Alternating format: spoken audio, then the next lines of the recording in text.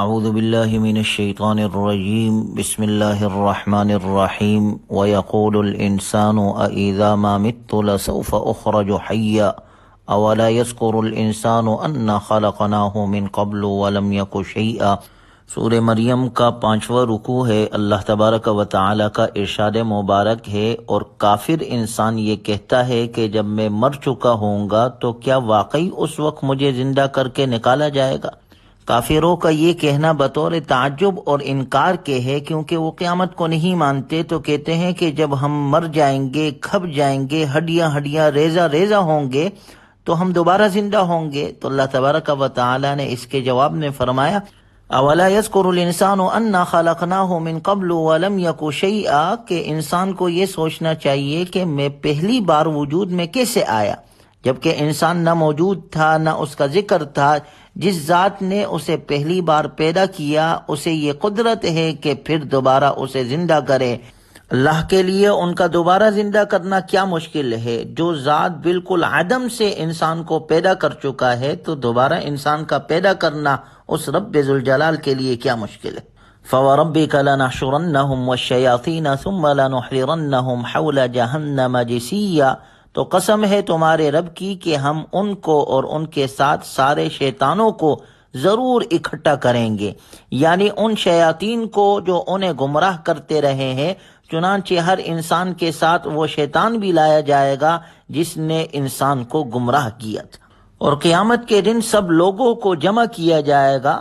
وَإِن مِّنكُمْ إِلَّا وَارِدُهَا كَانَ عَلَى رَبِّكَ حَتْمًا مَّقْضِيًّا، اور تم میں سے کوئی نہیں ہے جس کا اس دوزخ پر گزر نہ ہو، اس بات کا تمہارے رب نے حتمی طور پر ذمہ لے رکھا ہے۔ یہاں پر اس سے مراد پل صراط ہے جو دوزخ پر بنا ہوا ہے، اور اس پل پر ہر شخص کو گزرنا ہوگا، چاہے وہ مسلمان ہو یا کافر، نیک ہو یا بدعمل۔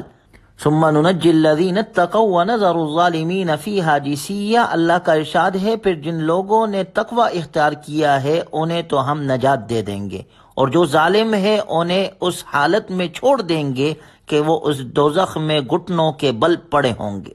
یعنی نیک لوگ تو اس پل صراط سے اس طرح گزر جائیں گے کہ انہیں دوزخ کی ذرا سی بھی تکلیف نہیں ہوگی۔ اللہ ہمیں بھی ان نیک لوگوں میں شامل فرمائے۔ اور کافر اور بدعمل لوگوں کو دوزخ میں گرا دیا جائے گا، پھر جن کے دلوں میں ایمان ہوگا انہیں تو اپنے اعمال کی سزا بھگتنے کے بعد دوزخ سے نکال دیا جائے گا، اور جن کے دلوں میں رائی برابر بھی ایمان نہیں ہوگا، کفر پر خاتمہ ہوا جن کا، وہ دوزخ میں پڑے رہیں گے۔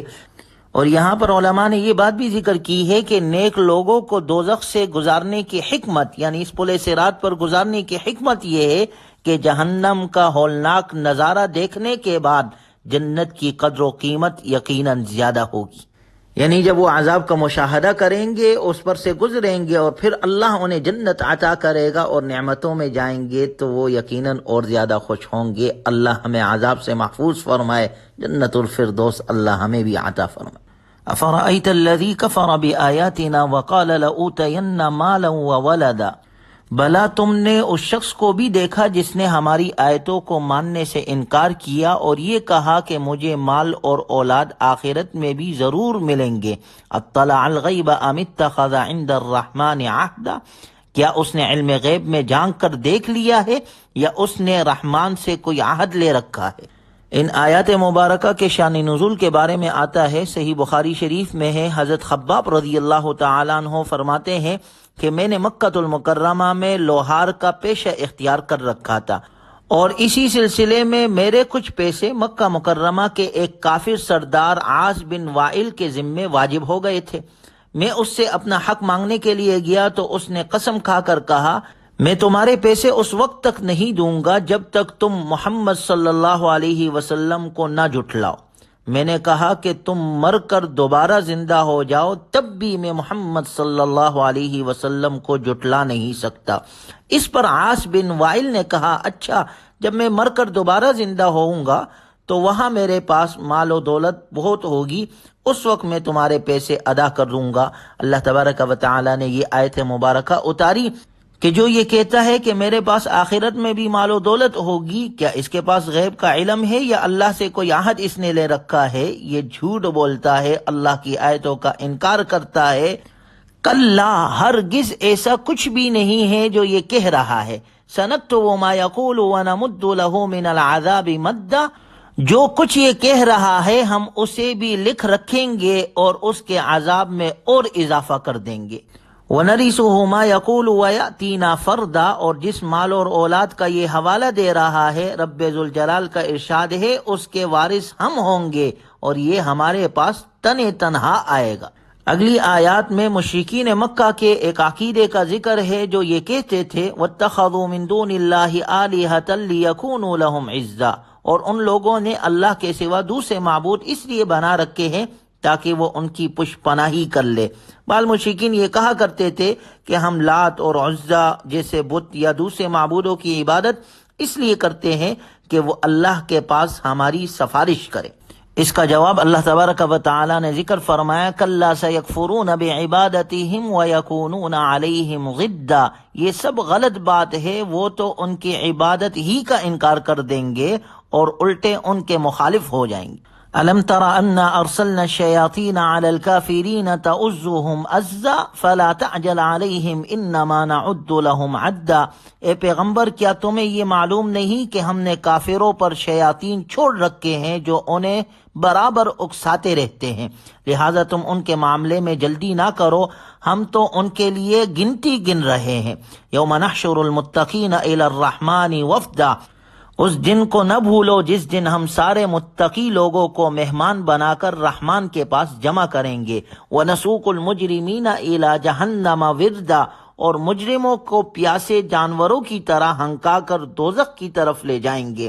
لَا يَمْلِكُونَ الشَّفَاعَةَ إِلَّا مَنِ اتَّخَذَ عِندَ الرَّحْمَنِ عَهْدًا، کوئی شخص سفارش کا اختیار نہ رکھے گا مگر جس نے رحمان کے پاس سے اجازت لی ہو، یعنی قیامت میں کسی کی سفارش بھی نہیں ہو سکے گی۔ دنیا کے اندر تو جب انسان کہیں کسی معاملے میں پھنس جاتا ہے تو اپنے لیے سفارشات کرواتا ہے، اپنے تعلقات کے ذریعے سے اپنے لیے راستے نکال لیتا ہے، وہاں تو نہ تعلقات کام آئیں گے، نہ مال کام آئے گا، نہ کوئی سفارش کر سکے گا۔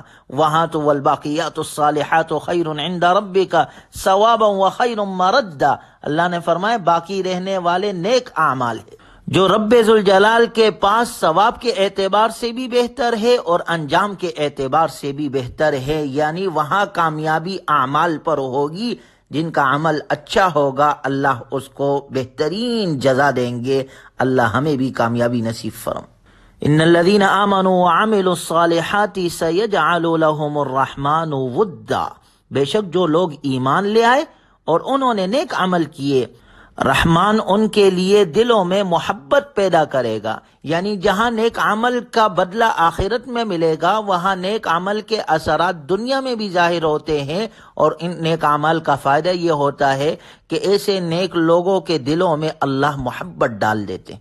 مسند احمد میں روایت ہے آپ علیہ الصلوۃ والسلام نے ارشاد فرمایا کہ اللہ تعالیٰ جب اپنے کسی بندے سے محبت کرتا ہے تو جبرائیل علیہ الصلوۃ والسلام کو بلا کر اطلاع دیتا ہے کہ میں اپنے فلاں بندے سے محبت کرتا ہوں، تم بھی اس سے محبت کرو۔